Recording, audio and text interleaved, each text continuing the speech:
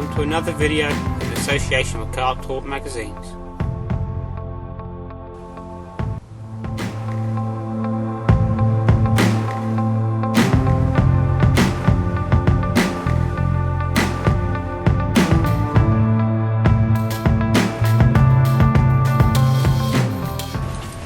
Well, hello, and at last I'm back on the bank. I'm here today at my syndicate water, again fishing for a carp. So after a nice winter 20, and I suppose you could classify this as winter now, which is in December, although saying that, temperatures of 10-11 degrees you wouldn't really know it. But saying that, we are going to be having a frost tonight, which should be fun. As you maybe have noticed from earlier scenes in the shot I'm taking now, I've got a new bivvy. This is just the awesome new Nash Titan. And outside at the moment there's currently 35 to 45 mile an hour gusts of wind, with it pretty much staying at 20 mile an hour. So that's why I'm filming this in the bivvy. But saying that, you'd never know it sitting here. You know, it's a brilliant shelter. And I think I've picked a really good couple of days to test it, because we're meant to be expecting really heavy rain tonight, along with these heavy winds and a frost as well. And you don't normally get rain and a frost, do you? But that's what the weatherman said, so we'll have to wait and see. But definitely it's holding up really well in this wind, and it's rock solid. You know, nothing's going to move this. So yeah, really happy with this. Pretty much tactics really standard in my mind for winter fishing. You may recall my last video, well, my last proper video anyway, that with the carp I was just using some of the liver and garlic bottom baits tipped off with the citrus fizz pop-up. Exactly the same thing that I'm doing today. If I'm starting to get bites from that, I will switch one over to just a citrus fizz pop-up, because I think the fish will be a bit more finicky now it's got colder since my last session. Again, the pressure hasn't even changed on this water since then. It's still been pretty hectic down here. Although saying that, I'm the only one on here today, which is a good sign. But yeah, it's still been pretty hectic. So there's still been a lot of bait going in, so the fish are overfed. It's not going to want a lot of bait. So what I'm doing, a couple of solid bags, and I'm just scattering about 10 baits over the top. First cast you saw me make, I didn't scatter any baits. I literally just put the bags out.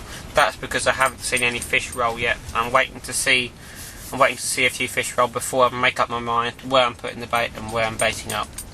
Because don't forget, you can always put bait in, you can't take it out. Now that's generally a match term, but I think that works exactly the same for carp fishing.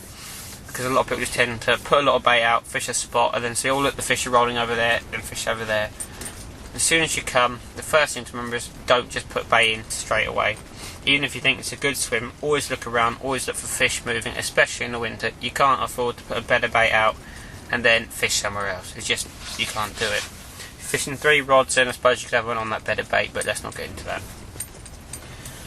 So yeah, simple tactics, exactly the same as my last video. So if you want to know what the tactics are, just have a quick look at the last one. I go through it and there.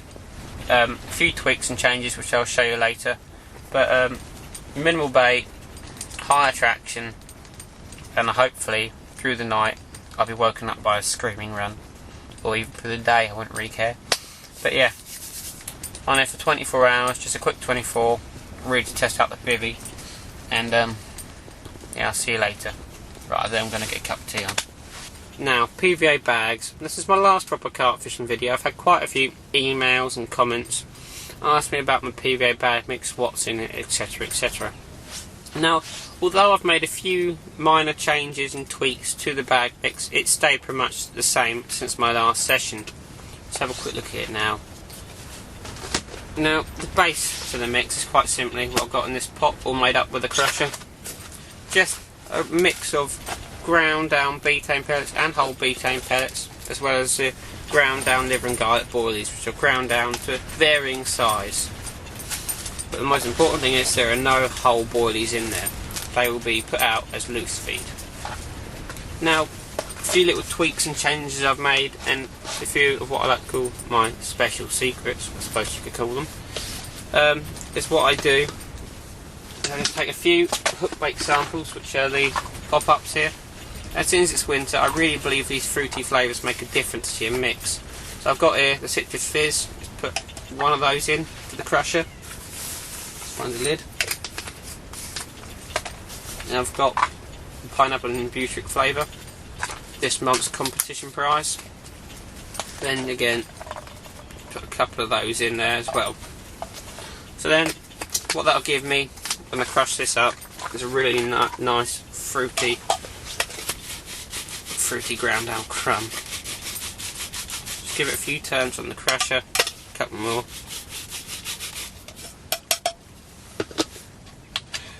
As you can see in there, nice fluoro fruity mix. Believe me, it smells pretty amazing. Now what I'm doing is I'm just adding that to the PVA bag mix. Now I can see you thinking, wait a minute, they're pop-ups. How's that going to work? They'll just float to the top. Well, yes, they will. And that's exactly the point. The idea is when the PVA bag hits the bottom and dissolves and leaves this nice bed of bait, what will happen is those ground down pieces of pop-up will slowly rise up to the surface of the water, creating a nice column coming from my bed of bait. So when the fish are moving over the bait, and don't forget it's winter, so they're not really going to be feeding.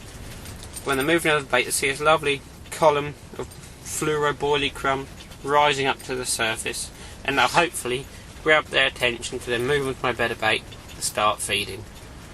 And don't forget, another advantage of this mix is that I'm using some of the low oil betaine pellets by Vision Baits.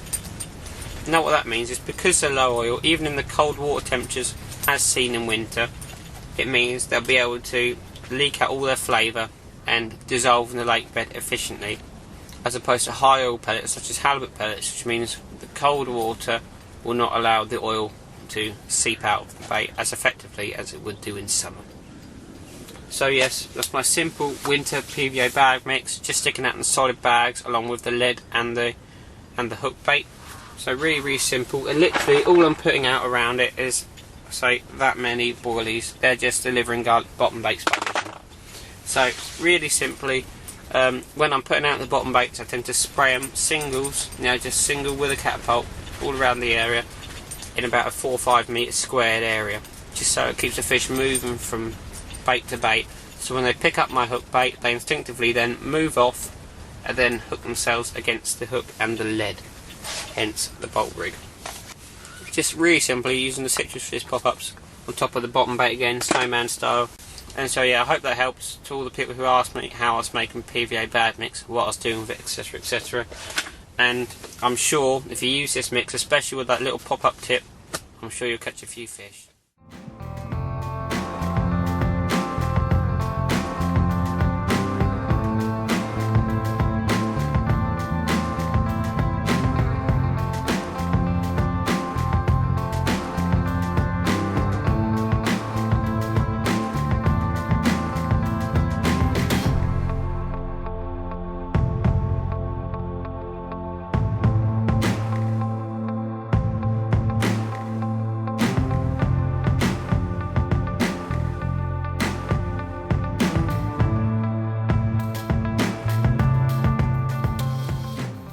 First fish of the night, really happy with this.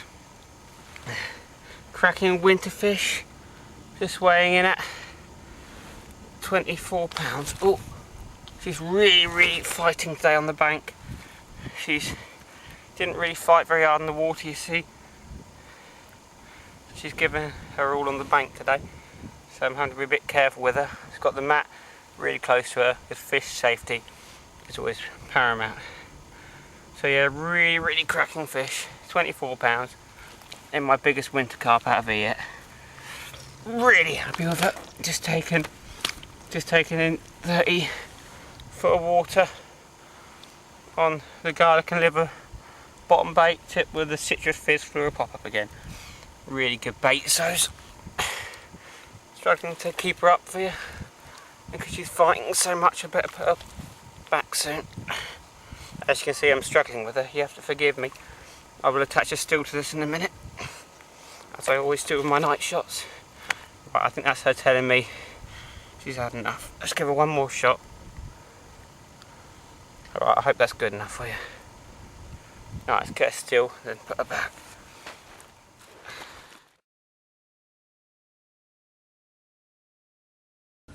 Well, it's morning now. As you saw last night, I had that lovely winter 20. That just came out about 8:30, 9. Really happy with that. Now, for any of you watching that clip last night and thinking, wait a minute, that didn't look £24. You're right, I didn't think it looked £24 either. And that was just simply because I forgot to take away the weight of the sling I was using. We've all done it. And if I actually take £1.5 away, which is how much the sling weighs when wet, it actually makes it at around £22.5. So still happy with that. Not as big as I thought it was. Still my second biggest 20 out of it. But yeah, very happy with that.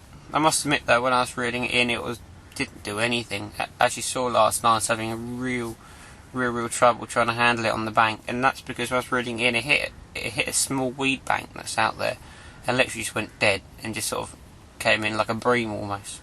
And I say that had very little go in the water anyway, simply because how cold the water is. I don't have a thermometer with me, but by putting my hand in the water, I know it's freezing. And that fish, when I got it on the bank last night, was absolutely freezing. And what is quite interesting, when I looked in its mouth to take the hook out, the amount of leeches in there was unbelievable, and on its belly as well. Now what that tells me is that fish has just been sitting in the deep water. It's been hunkered down there in this cold weather, which is what fish tend to do in the winter. They tend to sit in the silt and they just stay dormant. So that's why location is absolutely key in the winter. That's why you have to get your bait dead on in that deep water. That's my point of view anyway. So you're on those fish. They're not going to be so mobile. They're not going to be looking around for food. So say I was about, 20 metres off where I cast last night, I might not have had that fish. That's the way it goes. So you're very happy with that. Removed all the leeches and put her back. She did take a while to go back, as I thought she would, just because of how cold it is and how cold she was. But yeah, very happy with that. I mean, some people again would think that one fish in the night not very good, but considering how cold it got last night and how cold it has been this last week, temperatures have really started dropping now, and I'm just really happy with that, because no fish have been out over the last couple of weeks or so, so I've been quite lucky to have that fish. So yeah, I've got my cup of coffee here, having that before I start packing up. I'm going to leave early this morning. I've had my fish in it, I'm not too bothered about anything else, so I'll leave the rods in for now about an hour, half an hour, pull them in, get all my stuff taken out the bivvy, take the bivvy down, then go home. I think I've had quite a nice few hours, but I'm cold enough now. My feet are like ice blocks because I've been out this morning walking about. And although we didn't get the heavy rains that were predicted last night, we did get the cold and we did get the wind. Now, saying that, you'd never know it in this bivvy. Thanks to the ground sheet I got in, I had no condensation in it, which makes a nice change. I'm normally waking up dripping, and because it's cold, it all then freezes all over my stuff, so I end up waking up, well, in a bivvy full of ice, which is never much fun. And yes, I didn't have any condensation, didn't even feel the wind last night, didn't even know it was windy until I got out to catch that fish. But it's made a nice change not to blank on here. I've done a couple of sessions here recently which I haven't filmed, so you wouldn't know about it, but I've just been blanking. And I must admit, it makes it worthwhile when you blank, I think. I don't see blanking as such a bad thing as what I used to. I used to think, I've blanked, this is awful. But now I look at it as if, so when I do catch a fish, it makes you feel that much better about it. And well, it shows you that the conditions are that much harder, because I haven't changed my tactics really, it's just the fish haven't been feeding. So I've just been either really lucky to catch that fish, or I've just hit something, or I've just hit a tactic that works. But yeah, so nice not to blank for a change. Anyway, I'm going to finish this coffee, start taking down the bivvy and everything, and then pack up and go home, I think. I've had a really good session, and I hope you've enjoyed watching it as much as I have being here. So yeah, I'll see you later. Well, it really has come to the end of the session now, and as I said earlier, I've really enjoyed myself. I had that one nice 20, which made me pretty happy. And to be honest with you, it's just been nice to get out. I mean, recently I've had a lot of work to do, and when I have got out, I've blanked, so it hasn't been brilliant. But it's nice to get out and have a fish on the bank. That's what matters, really, isn't it? Unfortunately, I don't think I'll be out on the bank now for another couple of weeks, simply because I've got my A2s and AS levels coming up, because I have January exams and exams in the summer, so I've got to get really revising for those.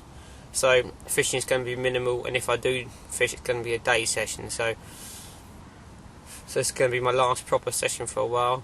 But I'm not too upset about that. I've finished it off the way I'd want to, with a nice fish, so I'm really happy with that. So yeah, it could be my last overnighter of the year. which could be a bit sad, but oh well. It's probably quite a good time to stop. It's getting pretty cold now. Anyway, I hope you've enjoyed watching this video, and don't forget to check out this week's issue of Carp Talk magazines. Anyway, I'll see you next time, and tight lines.